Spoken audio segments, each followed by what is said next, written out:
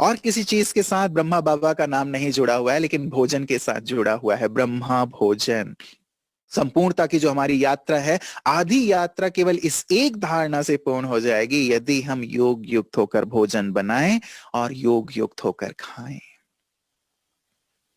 कितनी गहरी सी बात है ना। इसलिए हम योग युक्त होकर बाबा की याद में मग्न होकर भोजन बनाया करें। मेरा भी कल्याण है, जो खाने वाले हैं उनका भी कल्याण है। तो जो भोजन मैंने खाया, कम से कम 16 से 18 घंटे वो मेरे अंदर रहता है। अब जिन संकल्पों में मैंने खाया है, यदि याद में खाया है, मुझे योग युक्त रहने में वो मदद करेंगे। यदि मैं टीवी देखते हुए खा रहा हूं, दुनियावी समाचार सुनते हुए खा रहा हूं, गपशप करते हुए खा रहा हूं, वो वाइब्रेशंस गपशप वाले मुझे गपशप की ओर ही खींचेंगे। उसका प्रभाव जो अंदर है वो आत्मा पर, मन पर पड़ता है। इसलिए इसे बहुत अंडरलाइन करें, ये छोटी धारणा नहीं है, बहुत बड़ी धारणा है। इसीलिए बाबा इसे अंडरलाइन कराते हैं, योग युक्त होकर भोजन बनाओ, योग युक्त होकर के खाओ। 15 मिनट की बात है। सारे दिन तो मैं बोलता रहता हूं, 15 मिनट।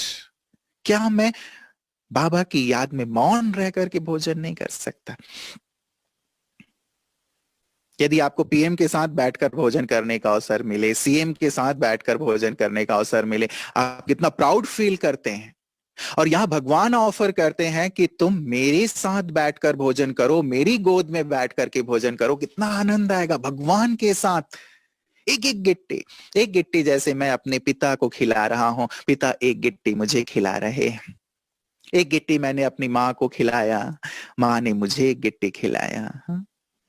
मैंने अपने साजन को खिलाया, साजन मुझ सजनी को खिला रहे हैं। कितना आनंद आएगा, कितना रस आएगा। वो जो भोजन है वो अमृत बन जाएगा, दवा बन जाएगा। कैसी भी बीमारी है आपकी, यदि भोजन आपने ऐसे योग युक्त होकर के खाया, ये भोजन और पानी आपके दर्द को, आपकी तकलीफ को, आपके शरीर की बीमारियों को दूर करने वाले हैं।